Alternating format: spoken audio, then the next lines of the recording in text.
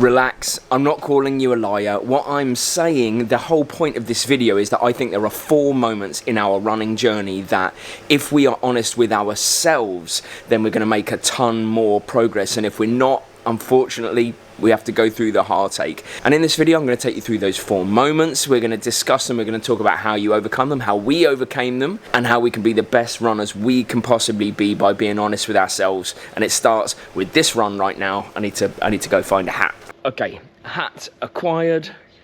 Mary acquired. Let's go for a run.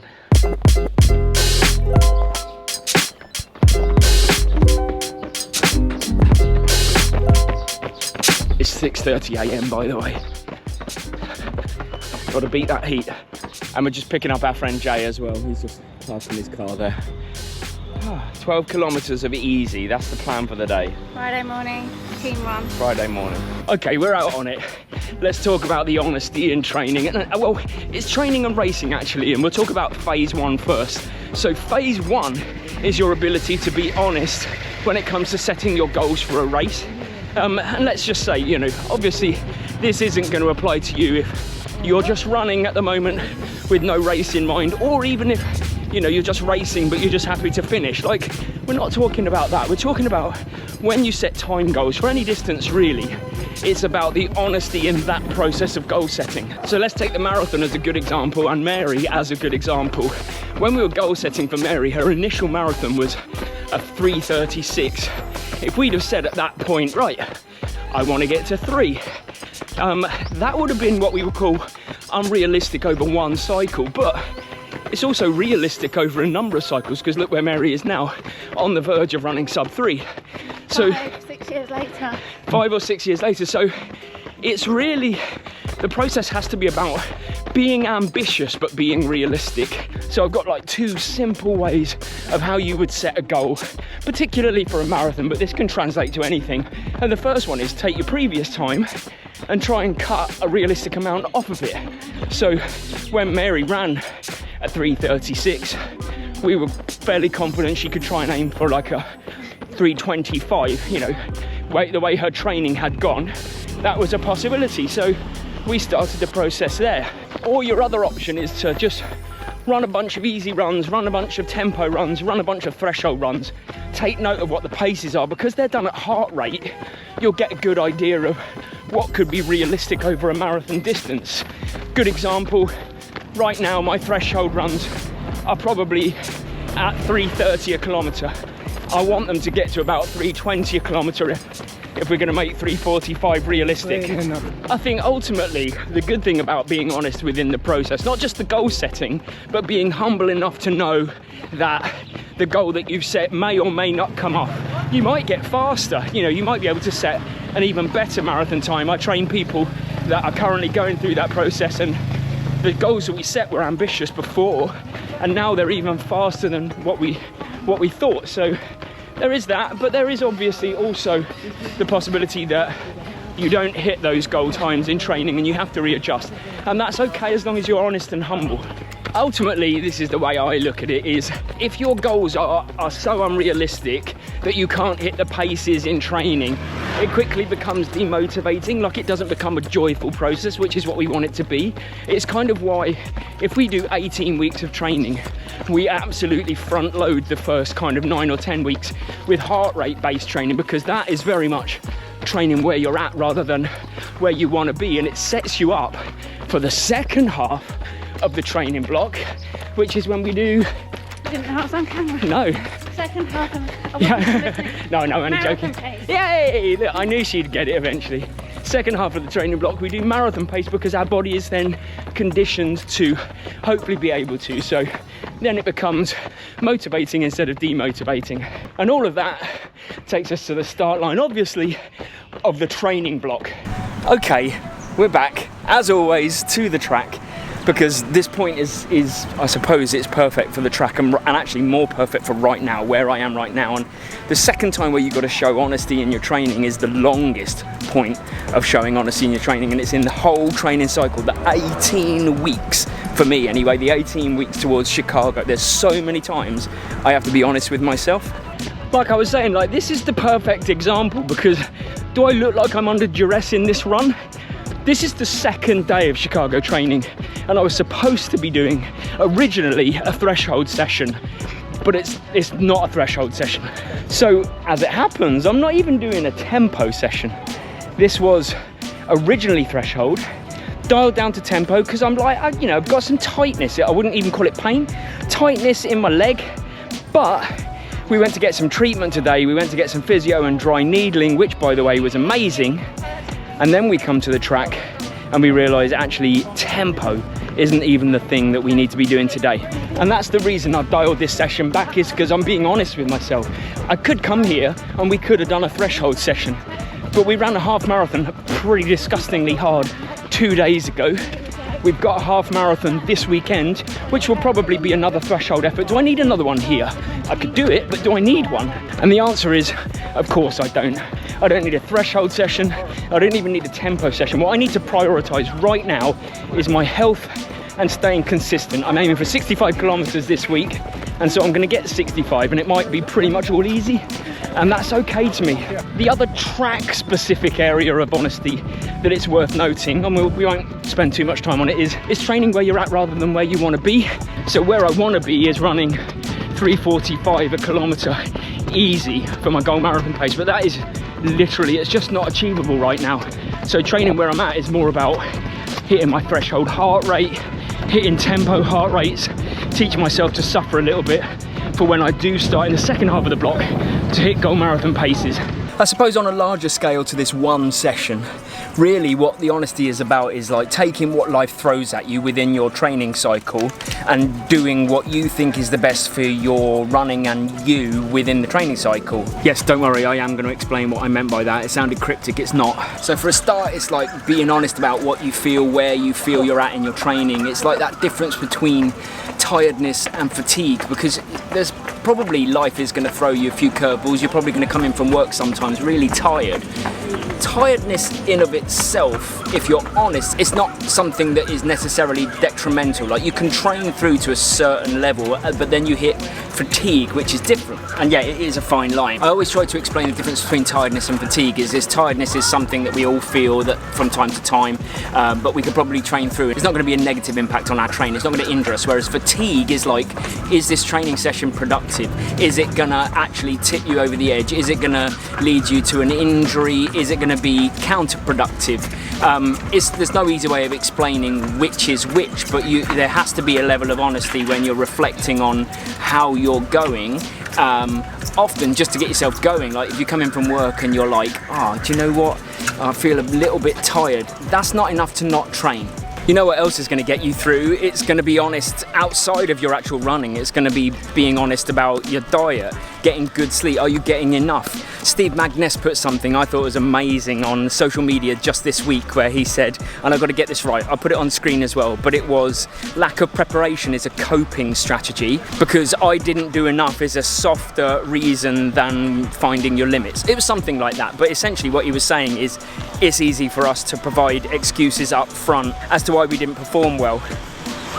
And I think a lot of that can be beaten by being honest in our training.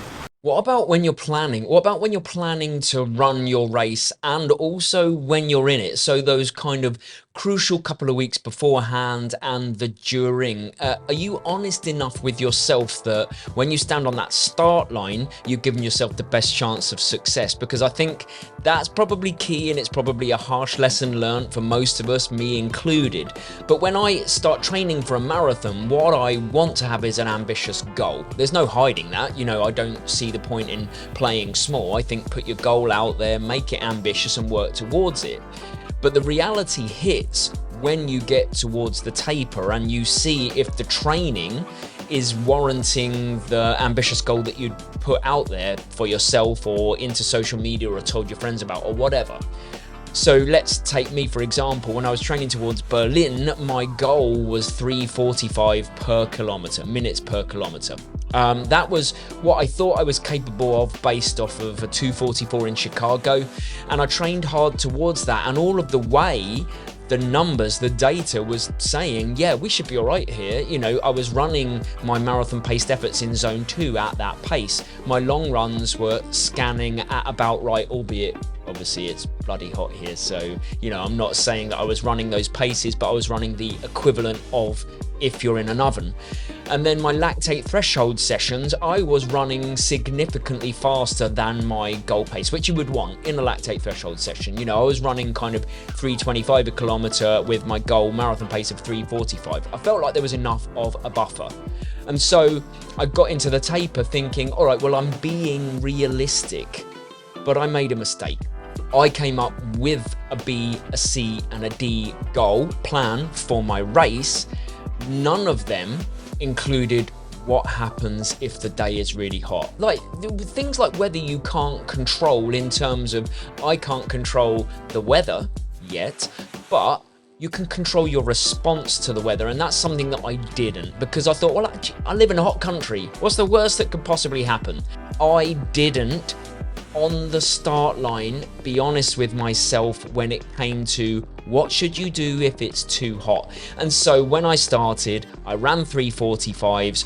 I knew very early on it was not on. The day was hot. It turns out I was actually ill and I didn't know it, and it came out the day after. But if I was being honest with myself, I'd been honest with myself in the lead up, and if the numbers didn't show that I could run a 3:45, I wouldn't have even attempted it, and I can say that confidently. But what I didn't do was adapt my plan during the race. 3:45s per kilometer were happening in the first few kilometers, but they felt disgusting. It felt really hot. I should have dialed it back. I should have been honest. I should have kind of said, you know what? I think a 4-minute kilometer here is more realistic of an ambition. That still would have been a 2:48. As it happened, I ran a 2:57. So you can see the drop-off was huge. But ego has a part to play. Most of us fall into the trap on race day. We go and we stand on the start line and we feel amazing, like you should, because if you've tapered right and it's race day and you've carb loaded and you've got the adrenaline, you should feel amazing. But that's the trap. Ego says, go a little bit faster, go a little bit faster than we've been training for because you feel amazing. Realism, being honest with yourself, says, that's stupid. Most of the world records, if not all, are negative splits. All of my best races personally are negative split. Why would I go too fast? Why would I go faster than I've trained for, letting my ego win just for this day, when really I know that actually if I build into the race, if I negative split this, I'm going to have a much better experience all round. And that's the honesty. That's the honesty in the lead up. That's the honesty in goal setting. And that's the honesty in the race. And I've found when I'm most honest with myself, when I really feel like I'm able to navigate these little ego traps, these little problems, then that's when I have my best races. Even when Boston, I went from my A goal pretty quickly at halfway to my B goal, didn't even make that to my C goal. It's probably one of my proudest races even now, because I just navigated my way through them without too much emotion and without like trying to blunt force blast my way through this. No, I'm not changing or I'm going too fast. Those are the proudest moments. They don't happen every time, but I find that it's a process. And if you do it more in training and if you do it in the lead up and you do it on race day, you get better and better at it. And that leads to one last moment of honesty, which comes after the race. The final time you need to be honest with yourself, and I think actually this is the most important, is in reflection, like after you've done a race. And it doesn't matter if the race went well or if the race went poorly, it's about sitting down and kind of picking apart what could you have done better. This has always been a real moment for Mary and me, be it sitting down and being brutally honest with ourselves.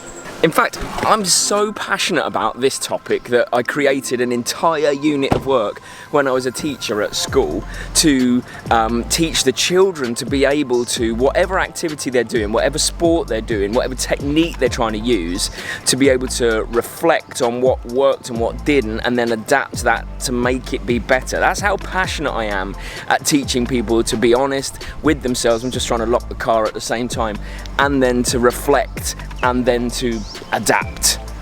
And it's also why I brought you here, which is the Naihan gym.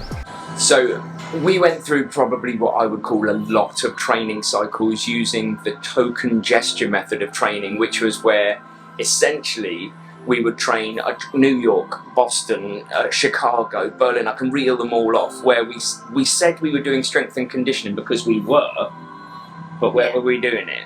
Just at home, follow along videos. A little bit I would go to the gym a little bit at school, but it was nothing that was what I would consider regularly. And so we were doing strength and conditioning, but it was a token gesture. And that's the kicker about it being a token gesture, is we didn't realise it was a token gesture until it was.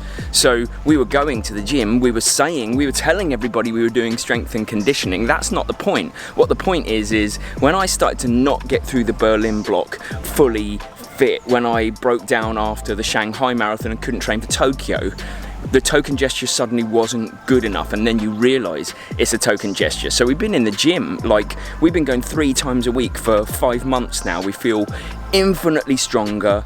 It's not going to guarantee us no injury, but it is going to make the odds of getting injured a little bit lower.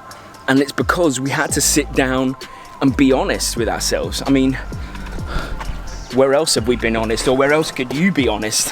When you have a bad race result, it is easy to chalk it down to bad luck, and particularly in a marathon. And sometimes it is a little bit of that with weather or illness.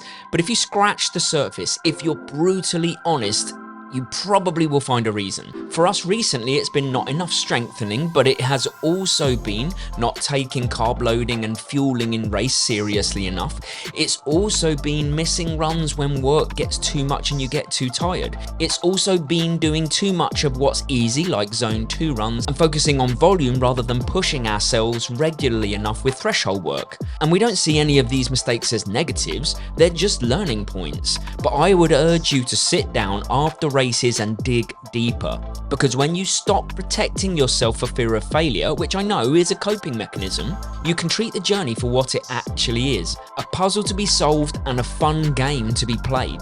There you go. If you liked this video, make sure you click subscribe, but also you're probably going to like this video, which is the first video in our training block towards Chicago, where I'm going for 2:39, hopefully realistic, Mary sub 3, or you might like this video here, which is how Mary went from 3:36 to on the door of sub 3. Thanks for watching.